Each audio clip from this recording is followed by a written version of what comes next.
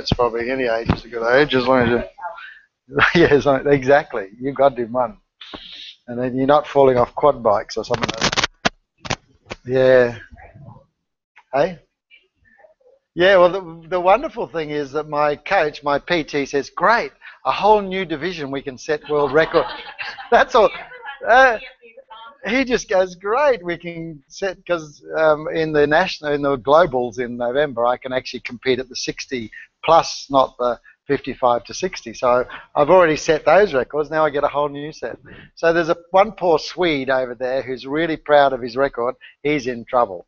He doesn't know that he'd better start skiting with his grandkids now because after November it won't be there, you know. Oh well, never mind. Yeah, that's it, but that's not where we start, obviously. We start back here. Okay. Oh, we're on. All right, guys, well, we will jump onto the internet.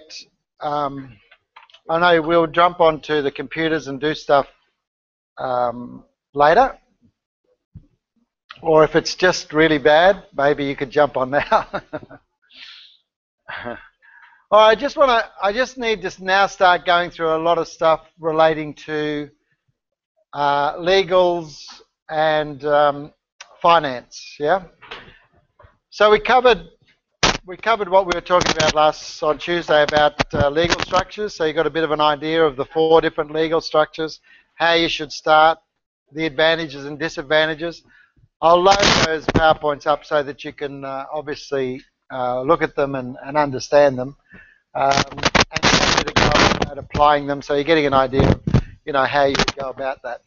So the next thing I think we should be looking at is some of the basic legal requirements that we need to look at. So ABN is probably one of the first things you need to come across. So ABN stands for Australian Business Number. It's an 11 number, and it's unique. It's unique to you. And now there's another thing about it, is it actually has a unique way in which it's structured. So you can't actually think up an 11 number because it actually is a mathematical thing that tests whether you've made that number up or not. So they're pretty clever. So they've got it so that it actually always comes out to a certain answer. Don't ask me how they did it, but you can't just go and make up an 11 number ABN because it soon gets found out that it's not a proper ABN. So don't go and do it. If you haven't got an ABN, one of the troubles with doing business without an ABN, the person that you're doing business with can withhold 46.5% of your invoice value if you won't supply an ABN.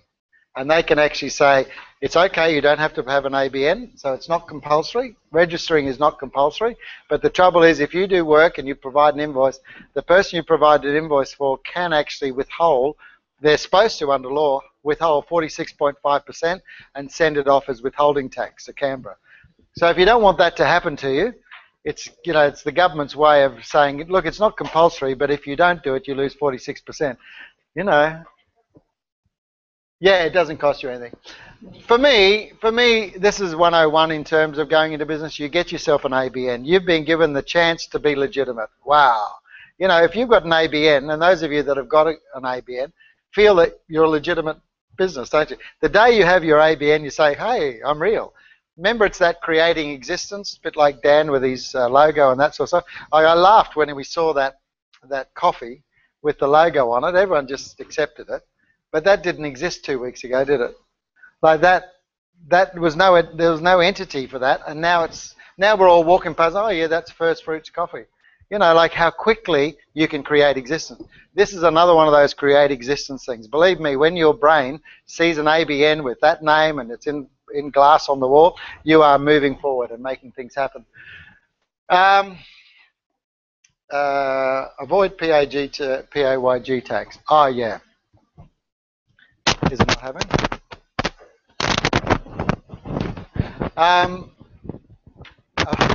We'll find out. I can see us doing all these things all over again. That's why I took a photo of everyone in the class. I'm going to blow it up and I'm going to put it like that and I'm going to talk to you all. You're not going to answer back, which is sort of good, but you know. Okay, confirm. Why you would. It's not compulsory, but why would you? Well, one, because you don't want people withholding 46.5% from your invoices. So that's a pretty good one. You also confirm your business identity. People treat you with a lot more seriousness when you've got an ABN. You can avoid PAYG. There's a thing called pay-as-you-go tax. If you don't have an ABN, and this actually, a lot of this is with one of the problems with being a sole trader, is that for the first year, you actually don't pay much tax because they don't know how much you're going to earn. The next year, they actually know, the government knows how much tax you paid last year, and then you have to start paying that in installments. So you actually have to start paying your tax from last year. Has anyone got, probably none of you are small business, but any of you that are in the sole proprietorship, that's what happens. And we're going to see about that a little bit later on. Claim GST credits. So when you're registered for ABN or when you're registered for GST, all that money that you're spending on GST, you can actually claim back. And it allows you, with an ABN, allows you to go and purchase a .com.au. I don't think you can get a .com.au without an ABN. Also, I don't think you can get a business name without an ABN. So for all of it, it's not compulsory. It's almost impossible to be in business without one. So go and get one. Applying for an ABN, Damien said the other day, they knocked him back. And the reason he would have been knocked back is because he didn't answer these things properly, and we probably should have told him that. But what they're mostly concerned about is that you're just creating an ABN and it's a hobby. It's not a proper business. So if you answered things like, oh, well, I don't really sell much, and I only trade on once or twice, and all this sort of stuff, if they think it's a hobby, you won't be eligible for an ABN. You have to be a serious business. You have to expect to make a profit out of your business. You have to make sure it's not a hobby, and you must have a business activity that sounds like someone else is doing it. So, Veronica, instead of maybe doing home-based cooking school or something, you might actually say training, hospitality training. You might, in your ABN, use a phrase that is common throughout the industry. So don't go being too innovative with your, Dan is just going to be, a coffee roaster. Well, those jobs exist in the business, or those businesses exist out there, and so ABN will pick that up. If you come up with a name that's not, counselling rather than a more narrow view of what you're going to do. It's only the ABN. It's not the end of the world if you go and do something different, You can apply online through the Australian Business Registry, ABR. Looks something like that over there. It's issued immediately if you have a TFN, tax file number. If you've got a tax file number, almost at the end of it. Is that what you guys got? At the end, there it is. Wow, that was good. If you don't have a TFN, or if it's a bit suspect, they'll actually say, we're going to investigate and get back to you. It is for free, and you can use it for many businesses. You don't have to say, oh, but I'm going to go and do cupcakes now, and then I'm going to go and do some other business. You use the same ABN for many businesses. No, you can use the same. When you go to a company, you'll actually have to have an ABN for the company because it's a new entity. But while it's you trading, you can have many businesses using the same ABN. So you don't have to say, oh, but I'm not doing Christmas trees, I'm doing, bricklaying. Well, that's okay, use the same ABN. GST is goods and services tax. Most of you don't notice it because it's built into the prices in Australia. If you've been to America and you bought the 2 pairs of T-shirts for $10 and you go up the counter and it's $14.80 and you go, how did I go from $10 to $14.80? Oh, well, there's the state tax, there's the VAT tax, there's the, they have a way of adding everything on at the counter. And in Australia, because in America they have a more negative view of the government, we sort of work in with the government. And the government basically in its law said, we want you to include our tax, because it's the government's tax, in your prices.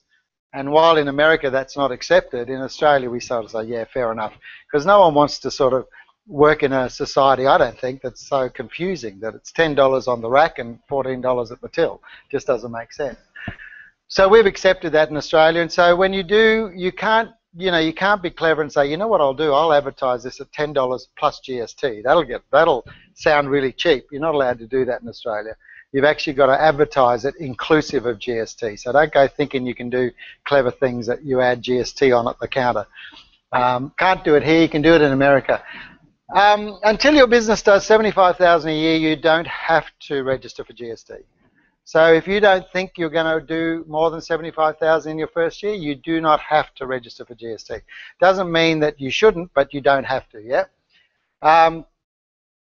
So once you do more than 75, that's when you've got to start adding on GST to your goods and services, not just your goods. So we've got to calculate our GST and send it to the tax office, typically quarterly. And it's probably best to do it quarterly, just from a cash flow point of view. You can apply and say, look, my turnover is not that big, can I do it yearly? Trouble is, where do you go and find $5,000 at Christmas? Yeah, that's where you report it on.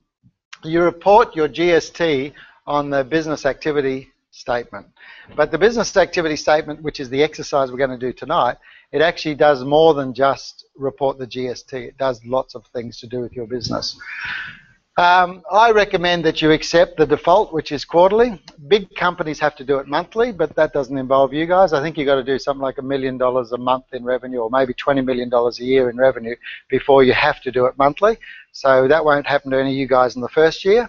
Maybe the second year we'll be getting that sort. No, I'm just kidding. Just seeing if anyone's awake. All right, so you got that. How does GST work? When we collect GST, that's not the amount that we send to Canberra. So we add 10% to our prices and we collect that 10% from the customers. Before we send it to Canberra, the government says, no, wait a minute, you've been paying GST from your suppliers. You're paying GST when you went to the fuel stop. You're paying GST when you paid rent. So there's a whole lot of GST you've already paid, not to the government, but to other suppliers. They allow you, the government allows you to collect that amount and take it off, or calculate how much you've already paid, take that off how much you've collected, and the balance is your GST payable. So you collect GST from clients or from customers, which is adding 10% onto your products. You collect all that GST. It's not your money, guys. It actually belongs to the government. You've collected tax on behalf of the government. So that's just sitting there. But then every bill you pay, just about every bill you pay, you're including GST. You're paying GST. Your accounting system must capture that, because that's refund money. If you're not capturing every single bit of GST that you're paying far too much in tax. So you collect all that data and then you offset it. You take what you've collected, what you've paid away from what you've collected, and only the balance goes to Canberra. And it might be actually only 60 or 50% of actually what you've collected. So you collected $10,000 in GST, you actually probably only have to pay 5, because so much of the other stuff you pay in just your everyday running of the business. Yeah? No? Thought you were asking a question, Dan. So how do you register for GST? You actually can register in amongst the ABN. Did you notice that? Did that screen still come up? Do you want to register for GST while you're doing the ABN? And you probably said no. Is that what you said? That's okay. That's okay. They do give you the option to do it, because they know that if you haven't earned 75,000 or you don't intend to, then you don't have to register for GST.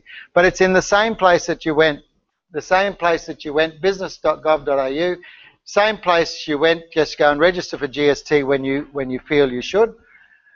You need the tax file number, Australian business number. If you're a company, you'll need the Australian company as well. So this is another number you get, but you only get that if you've built a business or your business structure is a company.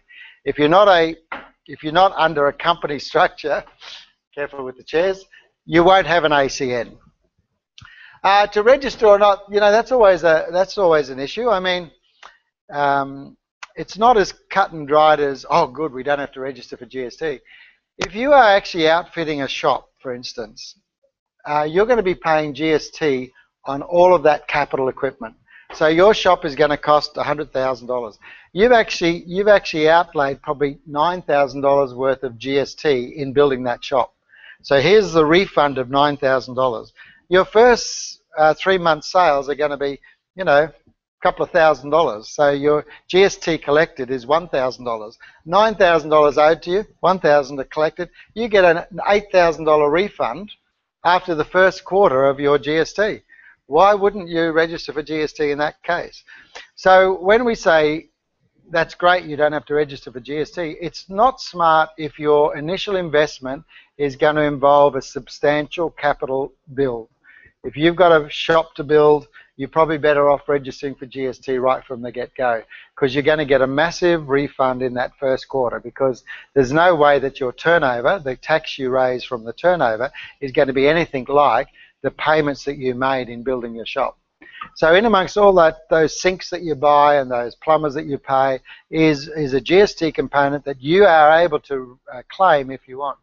And it's good business practice to get into it early anyway. You know, I would. So as a rule, while I understand a lot of you said no, we're not registering for GST, fair enough. If you were a small service business that you weren't sure about where this business was going to go, that's where I'd be going as well. I'd be saying, well, let's not register, see how it goes. We can always turn it on later. So if you're a service-based business, it makes sense not to be GST. If you're a fit-out type business, a big capital outlay business, you need to probably think about registering for GST right from the start. And the quicker the better, because every bill you're paying in building that business is claimable. But only after you register for GST, so be careful. That's about it. Working with GST, must advertise prices inclusive of GST. So well, the best way to do that, so you have to add 10% to your intended selling price. So looking at going back to our thinking back there, if we did have an idea that we wanted to sell this for about $2 to get the decent margins that we want to get the GST inclusive price, you multiply it by 1.1. Those of you that are mathematically minded will know that the 1 is multiplying by itself, that's the 2, and then the 0.1 of itself is the 0.2. That's how that comes about. So if you want to add GST to a price, you said this is the price I want to sell it for me, but I understand I've got to add tax. You just multiply that price by 1.1. That gets the selling price that you need to sell it for in order for you to get what you want out of it. The other problem that you're going to get, remember, suppliers are going to give us supplies, obviously, and sometimes they're not going to itemize the GST. They're just going to say, that's $3,300 including GST. Now, we have to extract the GST from that because that's refund money to us. That money's owed to us. So we need to go into that $3,300, get out our whatever's owed to us and make sure we record that in our accounts, because that's money that we can get back from the government. But the maths of it, guys, is you don't divide it by 10 or multiply it by 10, you actually divide it by 11. Just don't question it, just do it, all right? There is a mathematical understanding of it, but you go figure it out. When you understand there was 10 things, and then you added 10%, so you added an extra one, so you actually got 11. You had 10 components, 10% of 10 is 1, so now you've got 11 components. To find out how much one of them is, you divide by 11 to find out that component. Yeah. Ask your mum or dad, they'll be able to tell you. This is really important because suppliers do this. A lot of suppliers will, do you do just including GST or do you itemize the GST? No. Do you extract the GST for them? No. No, just say it's include GST. Yeah, because it's just, otherwise I'd have it. Yeah, so therefore, but I mean you probably should do because you should be recording the GST that you're selling, but that's okay. So your people that are buying from you are actually dividing your invoice by 11 to extract the GST when they put it into their accounting system. And the reason they have to do that because they want to offset what they've paid you in GST from the GST they've collected. Got that? Otherwise, that's money that's owed to you that you're not claiming. Crazy. Okay, accounting for GST. So the question is whether to employ an accountant or a bookkeeper to do it. This is certainly a bookkeeper's job, and really, I think it's really your job. We're going to talk about that a little bit later.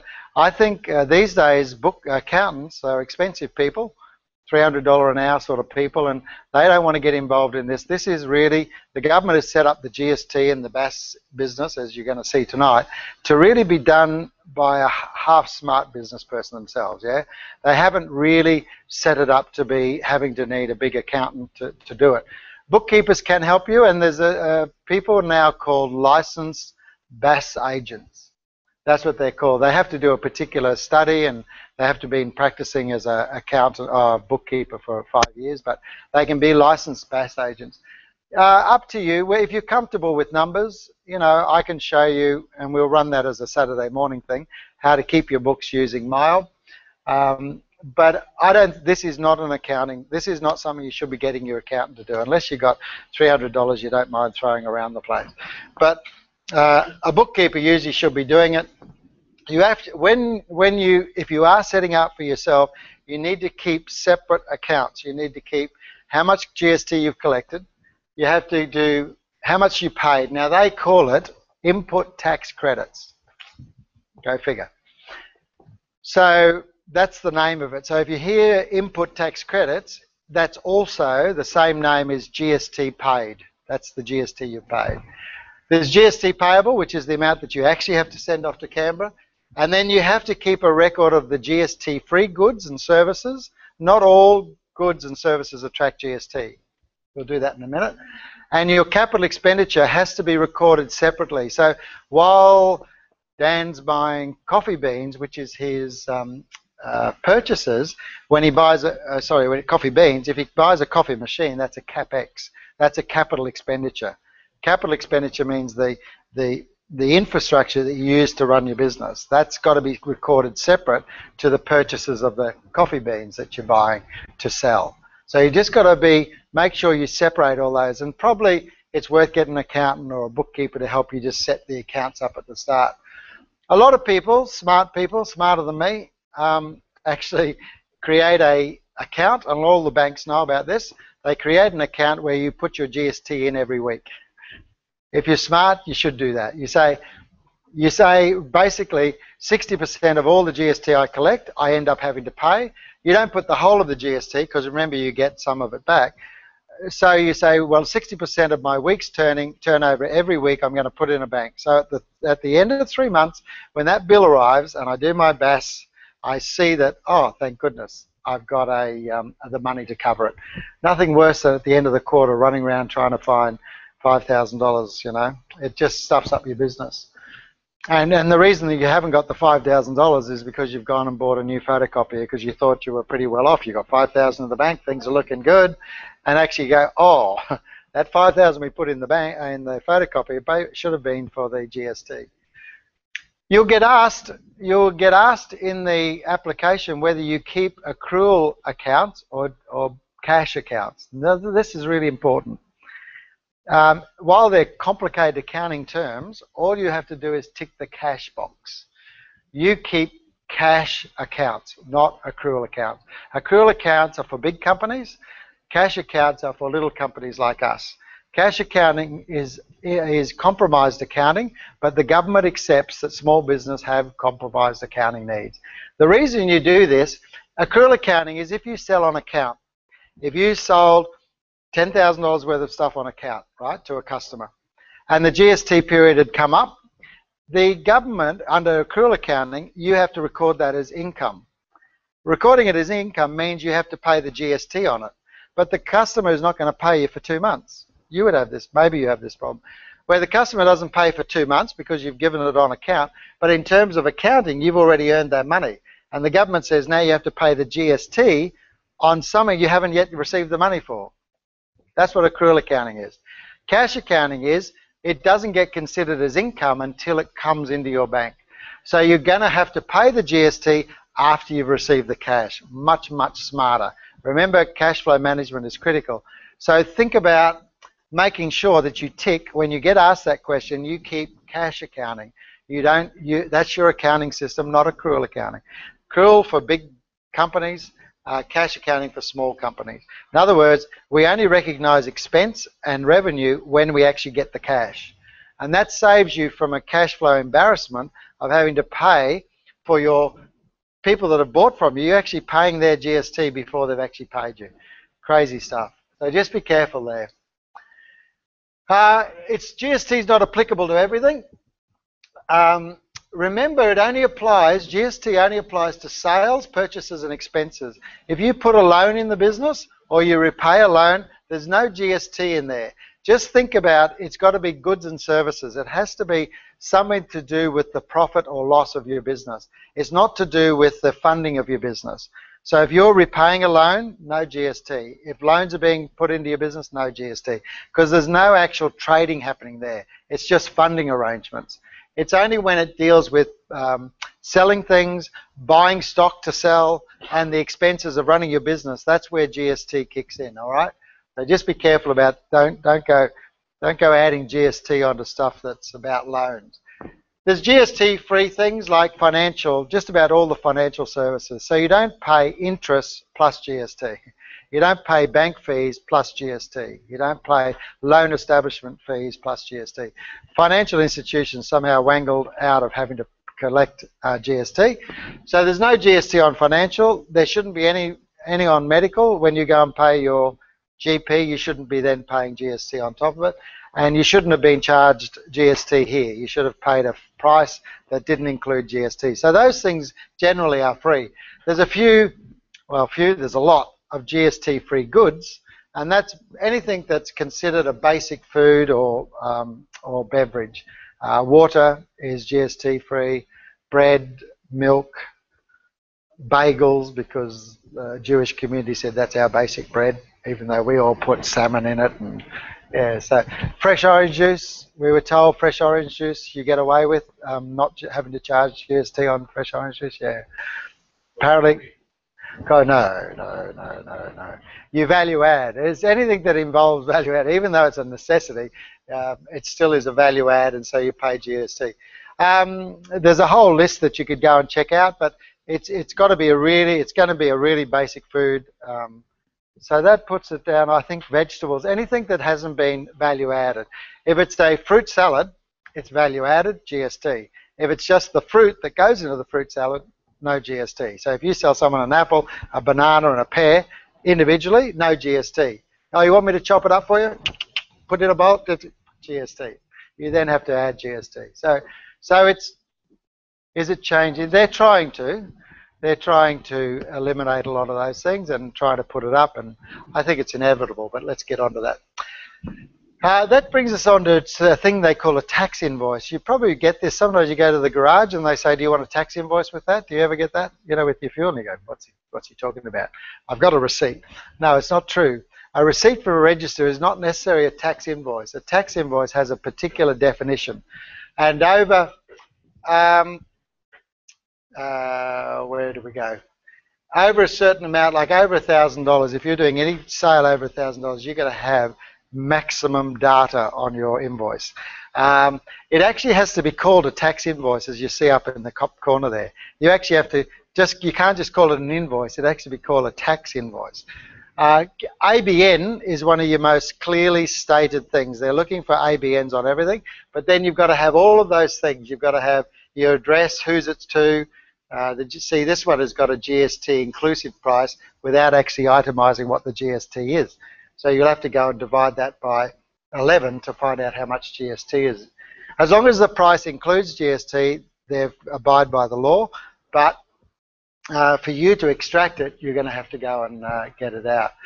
So ABN is very important. Remember, if you don't have it, or if someone supplies you services, you are meant, and they don't have an ABN, you are meant to withhold 46.5% of it.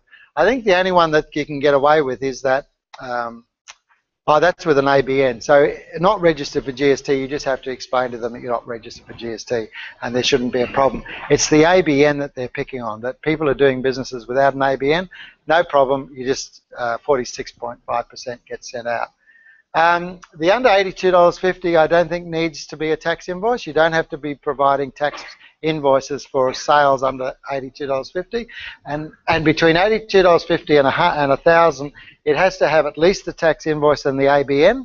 Once it gets over $1,000, you've actually got to have all of those things there. You've got to have the whole lot on your invoice. So just depending on how much you're actually selling there. I think we're nearly finished. There you go. So then that comes down to a BAS, and we've got them here to play with tonight, just to get your hands dirty and filling out a BAS. Has anyone filled out a BAS before? Okay, well this is your first chance to have a go at it. We often call them BAS statements, the same way we call them ABN machines, you know, machine. Um, you know what I mean? So it's actually a business activity statement, but try and call it something else, good luck. I call them BAS statements all the time. So it's actually a report or something. But anyway, so if you catch me calling it a BAS statement, it's because just it's hard not to do it. The BAS reports are the forms are different for every business. In the olden days, when you'd have you go to fill out a government form and you'd run out of it, you duck down to the newsagent and say, can you give us another one of those forms? Yeah, great. You can't do that with this. These are issued specifically to your business. You actually have a numbered BAS statement or business activity statement. It's actually numbered and it's documented against your business. And that's because depending on when you applied for the GST, you were asked a whole lot of questions, 20 or 30 questions. Do you employ staff? Do you sell wine? Do you trade in luxury goods? You know, all these questions. You don't understand what it's about. Depending on how you answered those questions depends on the form that you get. And each form is monitored or customized for the answers that you put in that setting up. So make sure when you set it up that you answer it pretty accurately, because that's what determines this form. And so you get a form in the mail. You'll get it about a month out from the due date. And just to remind you that I hope you put that money aside, because life's going to get tough in about 30 days. So on the form, as you're going to see tonight, it's not only reporting on your GST that you've collected and paid, but it's got other taxes as well. The PAYG, which is pay as you go, which is the withholding tax you take from your staff. When you employ staff, you don't pay them the full amount. The government requires you to withdraw their tax and then send that off to Canberra. That's called PAYG withholding tax. So you withhold it from the employees. That has to go on this form. Some businesses have an income tax instalment that they must make. I'll explain that more in a minute. And then there's a whole lot of other things like luxury cars and all sorts of things that go on. So they're your months, March, June, September, December. They're your periods. They're your GST reporting periods. You have to get your BAS to the government within 21 days after the close of each of those quarters. You've got 21 days to do it, and you've also got to accompanying the payment. So you've got to have the report done and the payment made 21 days after the end of the quarter. Let's do one. Okay, on the board is a whole lot of information, Phil. On the board is a whole lot of information that you've taken from your accountant.